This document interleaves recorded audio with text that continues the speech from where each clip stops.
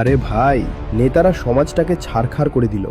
সব কটাকে গুলি মারা উচিত। আচ্ছা, নেতারা খারাপ আর সমাজটা একদম ধোয়া তুলসী পাতা? সব নোংরা শুধু নেতারা করেছে? তা এই নেতাদের বেঁচেছে কি? 100 টাকার জন্য এখানে ভোট বিক্রি হয়ে যায়, আর যেখানে টাকায় কাজ হয় না সেখানে জাতপাতের নামে বিক্রি হবে, ধর্মের নামে বিক্রি হবে, বা অন্য কোনো বোকামির নামে। কেউ এসে বলল সব ফ্রিতে দেব, ছুটে গিয়ে ভোট দিয়ে দিলে। আর দোষ শুধু নেতাদের? নেতারা ঠিক তেমনই যেমনটা তোমার নিজের ঘর। ঘর ভ্রষ্ট তো নেতা ভ্রষ্ট। আর ঘর কেন ভ্রষ্ট? কারণ মন ভ্রষ্ট। ঘর নষ্ট তো সমাজ নষ্ট, আর সমাজ নষ্ট বলেই নেতা নষ্ট। আসল সত্যিটা হলো আমজনতাই ভ্রষ্ট। আজ যদি কোনো সৎ নেতা চলেও আসে, এই আমজনতাই তাকে টেনে হিঁচড়ে আগে ছুঁড়ে ফেলে দেবে। কারণ সৎ নেতা এলে সবচেয়ে বেশি কষ্ট এই আমজনতারই হবে। সবাই কবে ভালো হবে সেই আশায় বসে থেকো না।